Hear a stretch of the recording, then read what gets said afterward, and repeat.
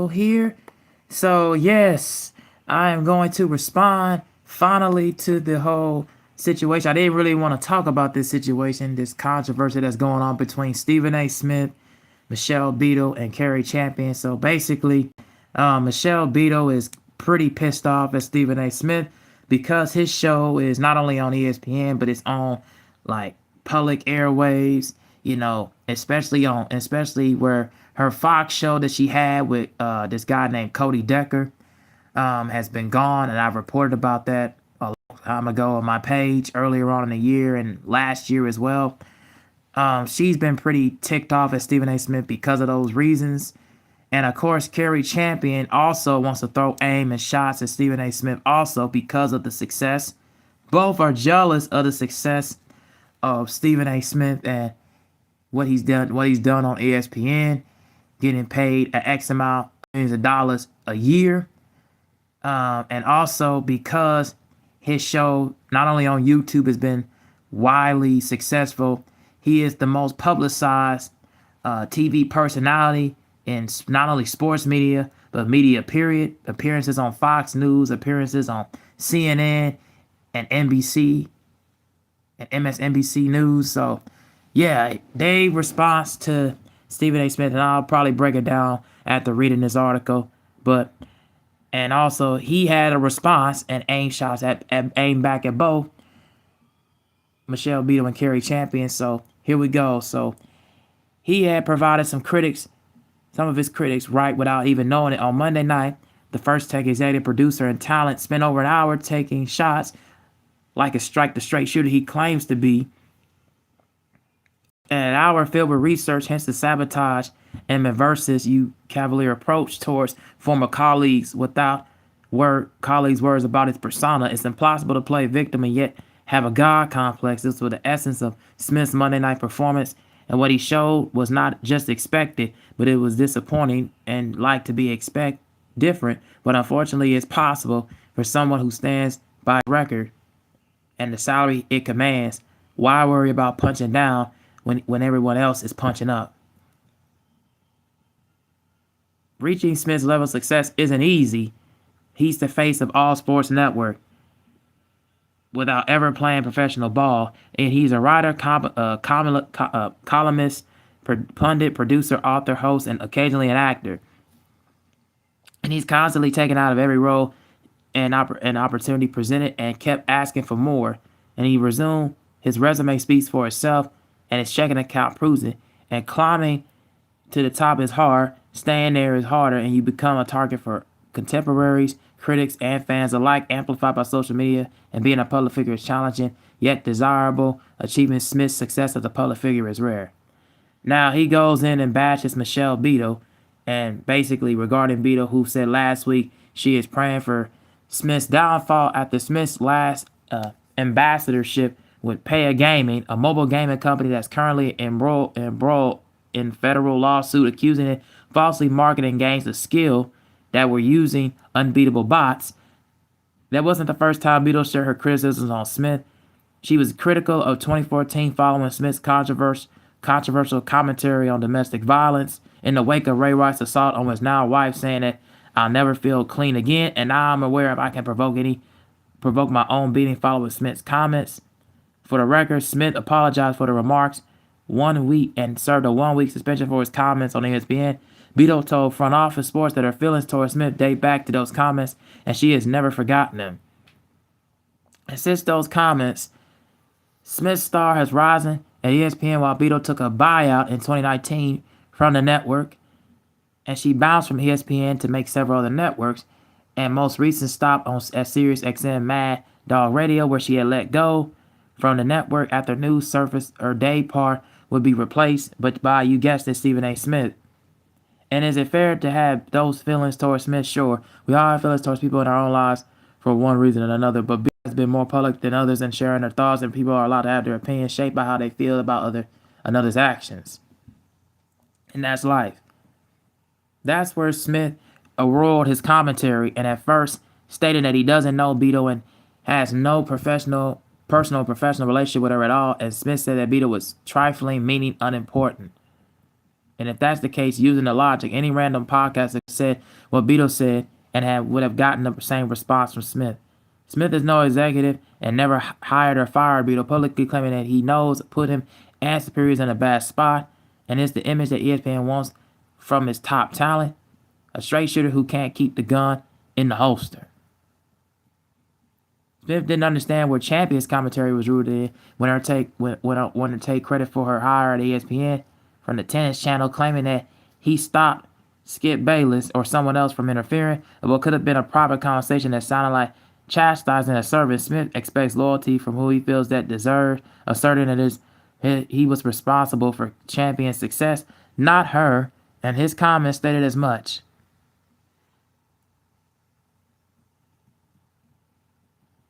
Stephen A. Smith didn't misstep on Monday night. He reminded everyone exactly why criticism follows him where he goes. Talent and success don't exempt anyone, including Smith, from criticism, and no resume, salary, or airtime can shield you from looking small when ego overshadows judgment. Smith acted bigger when bigger men walked away and continued the mission toward success. And in the court of public opinion, no matter how hard you climb, the harder you fall. On Monday Night Proof, even a giant stumble can when pride takes the mic. All right, so that's all being said. That Stephen A. Smith response to both Michelle Beadle and Cari Champion. So what it sounds like to me is jealousy and bitterness, from both, but also jealousy and bitterness from both. Because he also says and claimed, before I even get to my thoughts about their comments, but in his response, he claims, and I find this laughable, he claims that, he's friends and talks with the bosses and everything, brags about that like it's the next gravy train. If anybody knows me, intelligence, very well, I don't never, ever want to push out any kind of forefront towards any public eye that I'm like, oh, I'm close relationship with the bosses. I'll talk to them every so often. I never want to be friends with anybody. I never want to have a close relationship with anybody in any professional level, sports-wise, media-wise, or anything left and right. And I never want to be any kind of friends with anybody in the work facility. Number one, because people in the work facility, especially your coworkers or your bosses, can go and snitch and rat out on you and tell things about you, say controversial things, and make ends meet about things that are not true to the highest degree, in the up degree, and in the vanguard. So that is an absolute insane thing. And matter of fact, in Stephen A's case, he says, oh, he don't never talk about his employees for over 30 years. That's BS. Because he was on an absolute tour, on an absolute vengeance tour, going after in podcasts, talking about why him and Max Kellerman didn't work out on ESPN back in 2016. So come on, man. You was out there on a vengeance tour last year and 2023 on why you and Max Kellerman didn't work. So come on, man. That's a straight up lie. And you just lied to your whole audience and gaslight your audience because you ain't nothing but a gaslighter. And then you took in credit for articles that had been written in a post back when you wasn't even going to necessarily just going to Salem Witch University school. No, you were taking, and you didn't even have a broadcasting degree. You had a degree in communications. That's a different field than going to having a degree in broadcasting and sports broadcasting. You had a degree in communications and telecommunications. That was a minor and a major degree. So that is some nonsense what you just told, man. And people have been figuring your stuff out. So I would suggest you guys, if you want to know more information about the stuff that I just said, I would suggest you either look this stuff up and go watch Carcino for Life. He breaks this down completely about what I just said, and also go and watch Too Raw for TV and 78 Sports TV. Salute to them. They talked about this stuff too. But anyways, Stephen A. Smith is nothing but a gaslighter. He's nothing but a gaslighter, and he's nothing but a engine reveter, man. He revers the engine, man. He He says a lot of pejorative buzzwords. He says a lot of higher vocabulary to make himself sound smarter than what he actually is. And he claims he knows, more about sports and know about politics than media personality. Didn't this man say back in 2016 that it was a professional vote to go out and professionally vote in 2016 for Donald Trump over Hillary Clinton? And we already know a freaking game show host like him did not need to run the country at all. So yeah, this is the same guy that said that years ago. So I'll try to remind you guys of that to say no. Don't take anything what he says for face value. What he said about both Michelle Beadle and Cari Champion was a good response. I'll give him that. But no, don't take what he says lightly, because what he said is not all the way 100% accurate. And then also he's lied about his career. He's lied about actually, taking professional journalism and having a journalism degree, which he never had. And then he's lied and taken credit for articles that he never even written. So come on, man. Like, no, I can't take this man seriously at all, dog. And it's so many things I could talk about and could go into detail, but I didn't want to go into talking about that with him. So, also, let's get into Michelle Beadle's comments. So, Michelle Beadle basically said how he basically took that gaming, Stephen A. Smith took that gaming content and alluding back to the whole Ray Rice comments that he said on ESPN after serving a 1 week suspension. You basically wanted to get him fired back then, but nobody didn't want to talk about that. And so how you were all in your feelings, caught up in your feelings at that time, and then still hadn't forgot about the comments till this day. You basically was out there saying that, oh, I'm preying on this man's downfall. First off, I think people should be looking at you, and you had a downfall over the years because of your attitude, Michelle Beadle. That's why you're not there on ESPN no more, and you're not even on Fox right now. Like, you had to go on to FanDuel stuff.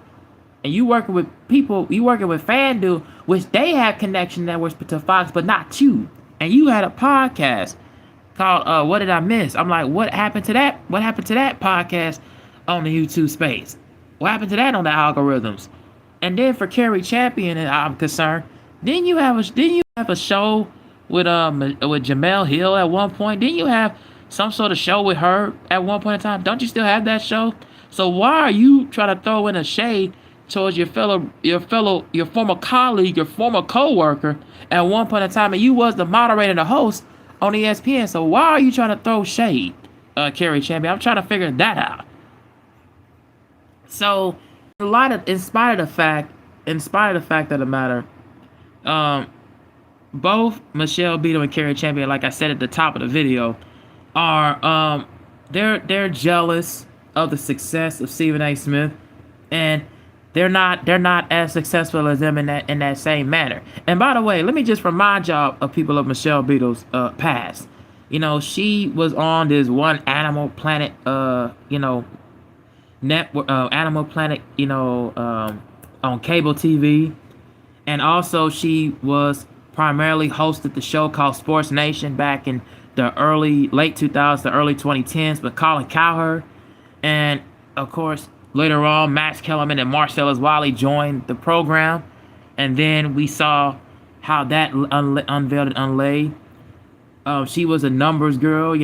She ended up having connections because her father was connected, in some oil companies, oil refinery, and also had connections sports-wise with her connections with the San Antonio Spurs.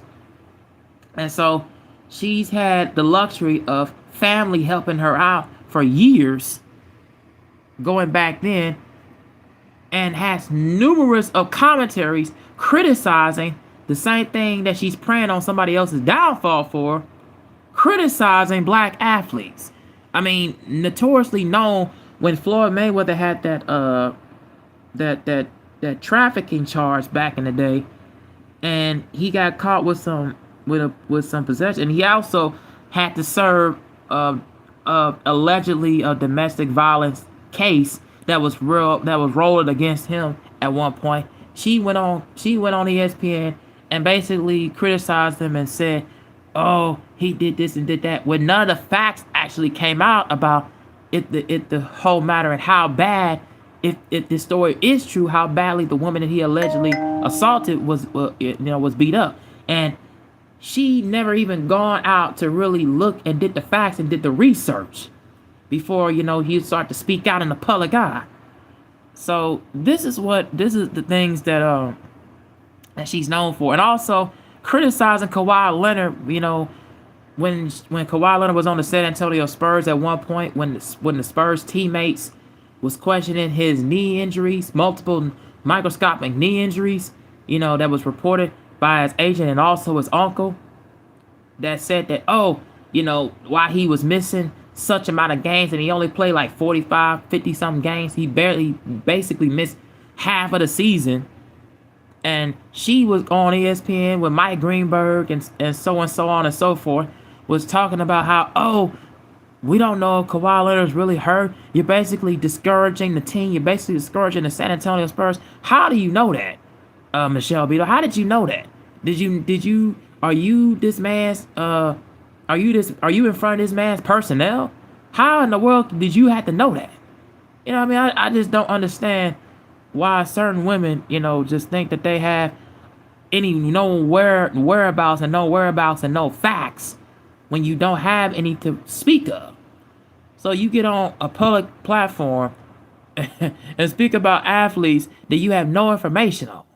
You got to do and I say this as an advice to everybody: do your research, man. Do your research and your due diligence before you start to foam at the mouth and start, coming off at the mouth and foaming off at the lips, man. You gotta do your research and you gotta really look at things and continue to get insight and get commentary on it, man, before you start to speak out in the public eye, because you'll certainly embarrass yourself and you certainly embarrass the network. And with all that being said, that is my thoughts on this whole case, this whole controversy surrounding all three of these people. I'm not fans of either one of them. So, but yeah, I didn't even want to speak about this because I just feel like it wasn't necessary because everybody else was already had their own commentaries on it. But yeah, those are my thoughts. Tell me what you guys think down in the comment section. I want to thank you all for watching, liking and sharing and subscribing to the page. That really helps the channel. And yeah, salute to everyone that I said, every other channel, YouTube channel that I said, that's talking about sports media and NBA and the NFL, boxing, Major League Baseball, and etc. And also who is speaking on sports political content as well. Salute to all of you guys. The Carcinos, the Welcome to HD IITVs of the world, 7-8, 2 Over TV, and Town Business. Appreciate you guys for inspiring me to continue to build a community and build something on this page and really be insightful. Really appreciate that. And also Kofi from Kofi Universe as well. All right. Mara, hey, how's it going? But yeah, that's all I got to say about this. If you guys want me to continue to go more on about it, let me know. All